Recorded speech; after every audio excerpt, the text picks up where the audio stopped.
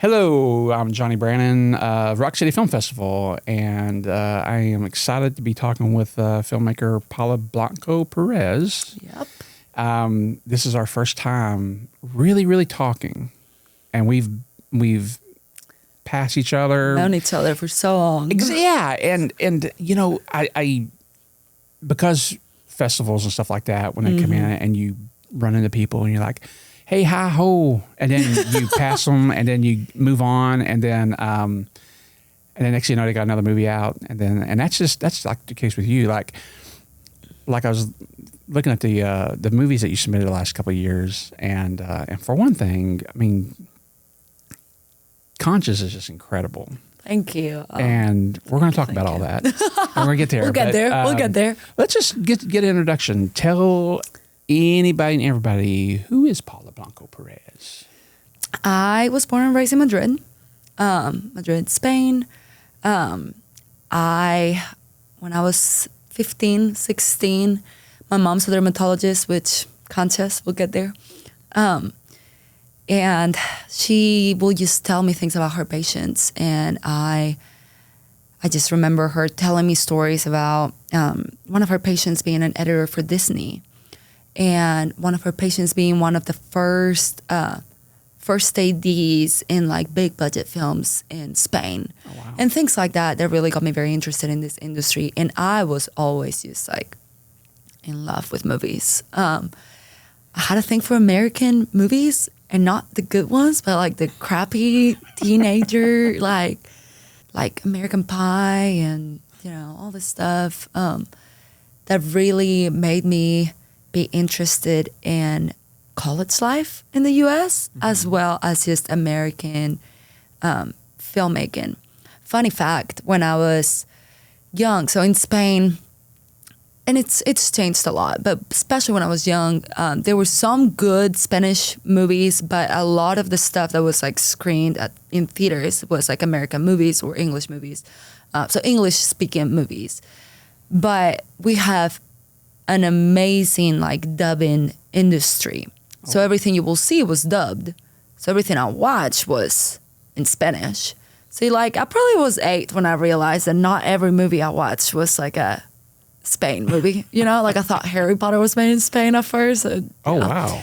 I was little, you know, innocent, learning about the world. I think I started realizing that I really was into movies. I always had a video cam on my hand. Like every school project we had to do, they would be like, you can do a PowerPoint or you can be creative and do something. I was like, we're doing a video.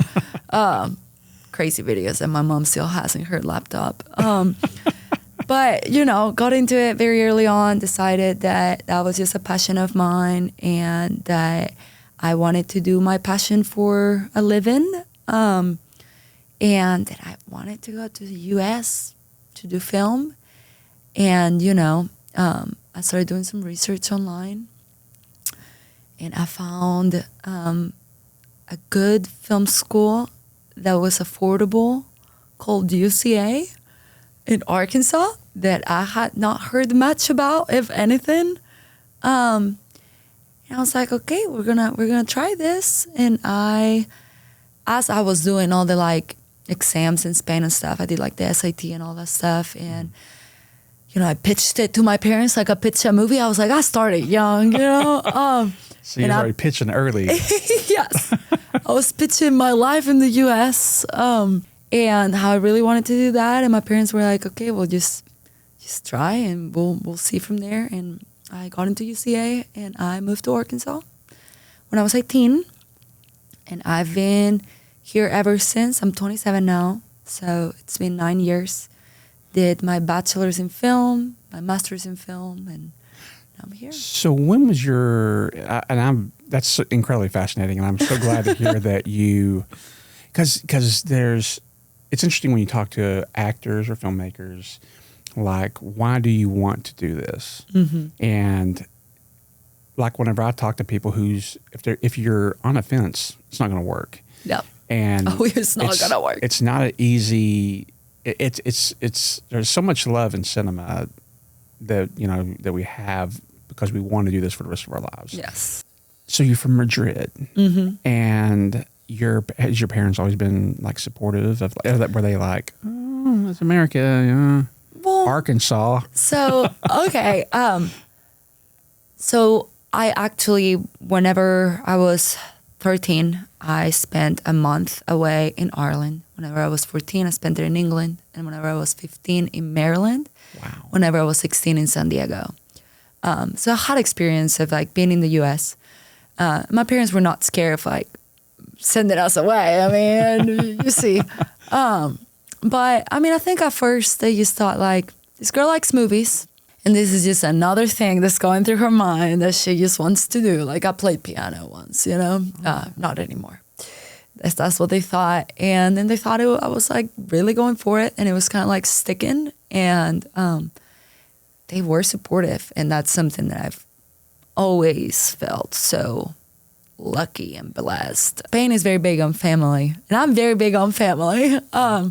Even if I'm far away, with some people it's like hard to understand, but I am. And so yeah, they were supportive, and didn't have many thoughts about Arkansas because we didn't know much about Arkansas, but they came with me when I moved here. I was getting ready to ask you that. Yes. So they've been to Arkansas? Oh yes, they've been here 3 times. When they dropped me off in college, and we had a summer storm going down like crazy, and they're like, "What is this place?" And then they came here the year after COVID because I graduated with my bachelor's during COVID year. They were gonna come. Obviously, that didn't work out. My graduation was a video, so they came the year after, and then they just came back last May for my graduation from the master's. Wow. And I mean, they love it. It's a huge difference, right? I'm from Madrid, 7 million people. Wow.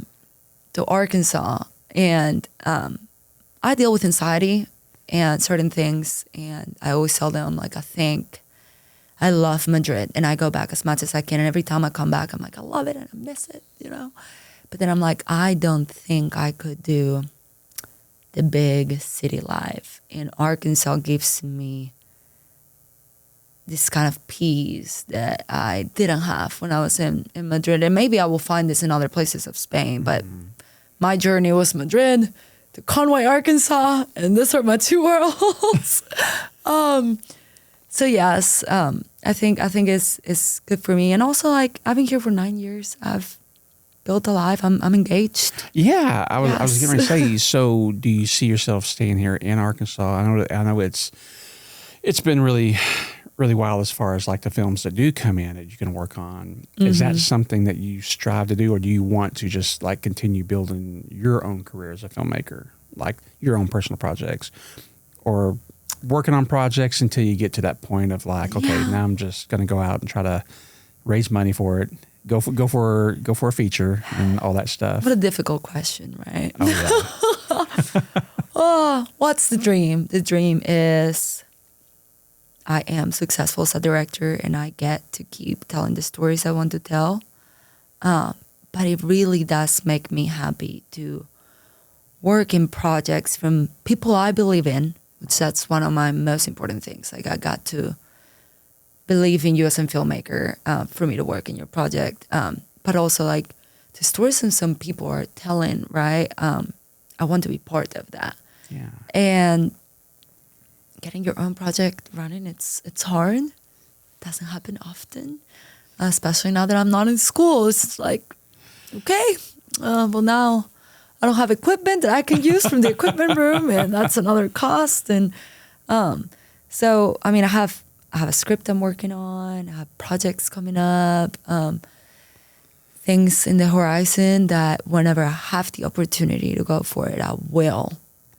No second thoughts. But meanwhile, I am happy working in whatever comes my way that makes me happy to work on. Absolutely. And that's what I was going to get ready to, I was going to go into that, but we've seen your films at Made in Arkansas, now at Rock City, and Canchas. I didn't watch it. I think when you submitted it, I saw it either at was it hot? It played in Hot Springs, didn't it? Did it play at POV? Yes, he played at POV. I saw it somewhere, and I was just blown away. And there's so many reasons. Is that, for one, you're a grad student, and you're making a film. You went back to Spain to make this. Shot that in Madrid. And it doesn't feel like a local film. It feels very much like an international film. And so, I recognize some of the names that was in the credits that some of the crew from here that you took back with you. So this Canchas was the first, I'm always proud to say, it was the first international student film at UCA, student-led film, because they did one in Mexico because they had like a study abroad program. But I was the first student that actually said, I'm going to film my thesis film in another country.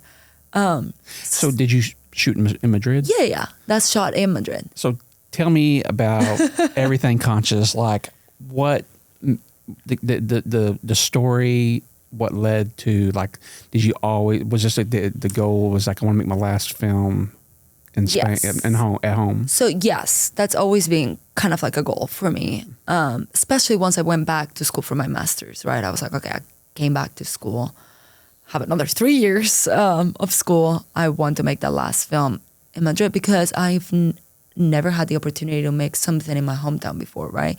Which is something that a lot of people love to do here, and I see how that really makes people feel it's a very special way. And I wanted that. I wanted my friends and family to be my extras and things like that, right? But especially like going to Spain and filming there. So I graduated with my bachelor's 2020, which is when COVID was happening, right? And so Canchas, for whoever doesn't know, is basically based on, it follows a dermatologist who is volunteering at a COVID unit in Madrid during the COVID pandemic. So it follows her throughout like a day. And this woman is based on my mother. So basically I was here in Conway finishing my bachelor's whenever, March 2020, things got rough. And Madrid went under a lockdown for 2 months. People were locked in their apartments. You could only leave to go grocery shopping, or if you were an essential worker, right? Mm-hmm. So at my house, it was just, at my parents' home, it was just my parents and my brother, and my mom volunteered.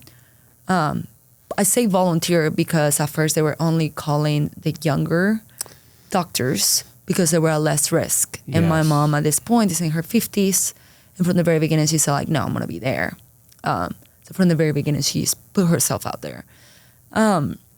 Which was something I've just always admired. My mom is such a strong, good person. And I just remember the conversations with my mom, because here in Arkansas, we don't have 7 million people in a city.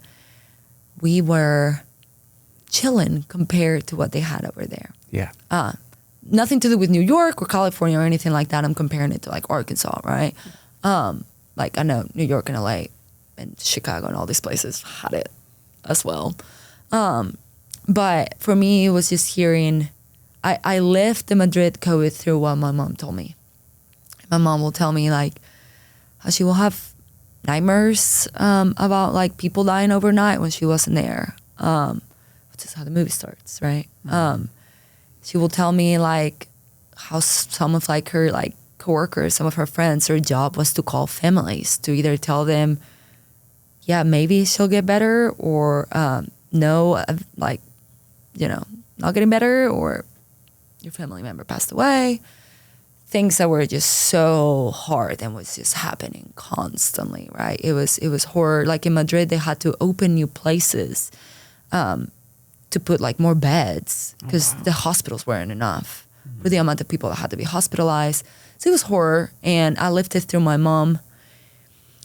And it was just insane to really live it like that. And that's the moment that I decided I have to tell this. And I want to really put this woman who is my mother, who she represents, because my mom, there were so many people, right, into this world. But also I didn't want to just make a COVID movie, but more like a personal, an individual story in a COVID global world. And I think you totally nailed that, the aesthetics of it, especially. And I think that's what's interesting about talking about film school for a second. I went to UCA for just a hair. I didn't graduate, but film school though. Yeah, okay. Actually, I left in 2017. Okay. So I went to UCA in 2014, but I had already been making movies before that, and I went up there because I was in transition of either moving back to Fort Smith or staying here. And my friend Jared was a filmmaker, and he's like, "Why don't you just come up to UCA, live in Conway?" I'm like, well, there we go. So that led me back, and that got me back here to Central Arkansas. But all that being said, film school in general, with how students make films, is like you take a big idea and you pop it in to a 10, 15, 20 minute movie. Now, I noticed that, being in film festivals and going to festivals and watching stuff at Sundance and everywhere else, it's interesting to see what films take moments of bigger stories and makes that the pivotal, part of the film. It's just a moment. And I think that works so much better. And you probably know Al Toppich. Al Toppich and I talk all the time. He was my screenwriting professor. We were first year. We were at Rogers, and he was telling me, because we were talking about the festival, because we give each other a lowdown. And he was like, "Yeah, Paula, she was in my screenwriting class." I totally okay. So talking with Al over the weekend. Same thing. He's like, there's some of the films they feel like they're just doing way too much, and I get it. You want to, what can you do? But I think seeing films that do get into Sundance and some of the other festivals, the ones that work really, really well are the ones that are moments. Now, that's what I like about Canchas so much, is that it's a moment, and it's many stories of that. But we just happen to be in this hospital with these characters. And real quick, your actors, are they professional? How'd you find them? So Anuska, but she's the lead. She's a professional. I mean, like, she's working on like short films and all kinds of projects. Like, for me, she's a professional. Incredible. Like, she killed it. And actually, so how we did the casting. So I took 5 people from the U.S. to Spain with me. And then I contacted a film school in Madrid, and I told them about my project. And I was like, "Any help? Could you put this on your board or whatever you put projects?" Incredible. And I got 4 people that contacted me from that school. I interviewed them on Zoom, and they were like, "We're on. We love your script. We love your idea. We want to be part of this international co-production." Oh, wow. And they helped me find the rest of the crew. And then one of them, well, really 3 of them, one was a casting director, but another 2 really helped too. They basically found, I gave them the descriptions of people that were looking for, and they found people, gave me a list with pictures, with the resumes for me to choose from. Wow. And then I chose a few that I really liked, and we had some auditions. And then after I had the audition with Anuska sent me a video, literally just her talking, telling me how much this meant to her, and how this script and this story, and she hadn't even read the whole script because I only sent sides, Oh, yeah. And it was that one video, because I think I was between her and another one, and I saw that video she sent. I was like, "No, that's her. That is the one," and she killed it. She killed it. She is amazing. She does so many things. Follow her on Instagram, Anuska Martinez. She's amazing. And Joaquin as well. Oh, yeah. Joaquin, please, Miguel.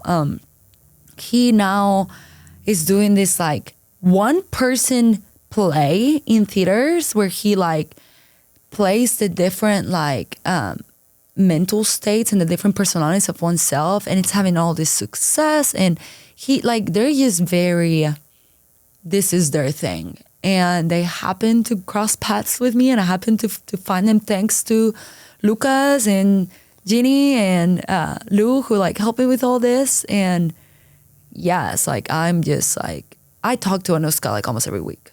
Oh, that's great. Mm-hmm. Is she going to Is she going to ever come over here to hit any festival? So she thought she wants to. Or have you submitted to any festivals? Yes, we actually, which I will be announcing probably before this is out, but we got into a festival in Barcelona. It's called Love and Hope International Film Festival. And there's a few others that we're waiting for. I'll also be announcing sometime soon. Another festival Canchas got in. I still can't announce. It's pretty cool. So yeah, I mean, still going places. I kind of waited. It's been a late festival run because, I first tried Sundance and South by. Didn't work out. Hey. That happens. Yeah. I get it. I totally get it. Yeah. But yeah, so Canchas is my opinion, my best film to date, and it's the most special project I've made. I actually have a whole making of documentary of the film, which is, I don't know if you know or if Amalia Edens sounds familiar. Yeah, so she's a producer. And she just went all around with this little video camera. Just filming all throughout set, when we were picking up equipment, when we partied on the rap party. The day after, I took them on a tour of Spain, and she's just there filming, and I put all of that together into this making of documentary. Which every time I watch it, I'm just I want to go back. It was great. It was amazing. It was... Well, real quick, what's next? So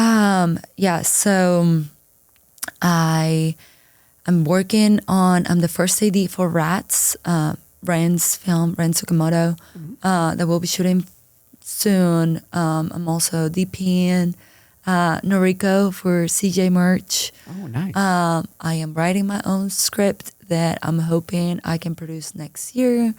And there's another project cooking that I'm not super sure if I can talk about yet. I think you know. I think I know.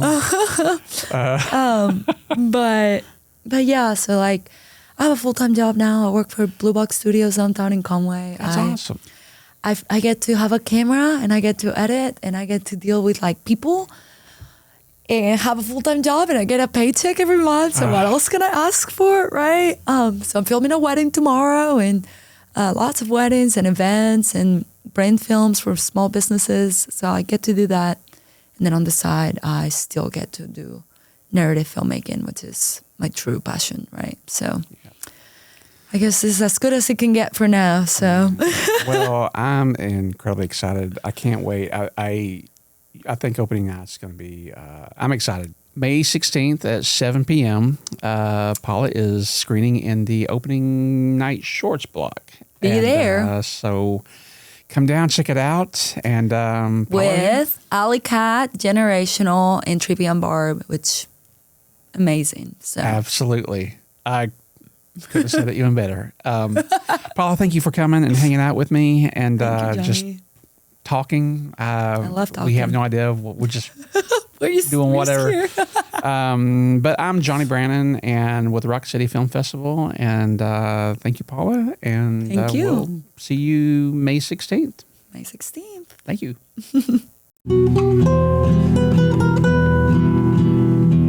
Eres dermatóloga, una voluntaria. No tienes por qué seguir haciendo eso, Bárbara. Necesitan a todos los médicos disponibles. Qué puto bicho. Ten cuidado, ¿vale? Ánimo, mamá, tú puedes. ¿Qué tal estoy? Mucho mejor. ¿Tras algo de mis padres? No he podido decírselo. Miguel. Están bien. ¡Le perdemos, le perdemos! ¡Hemos perdido a otro!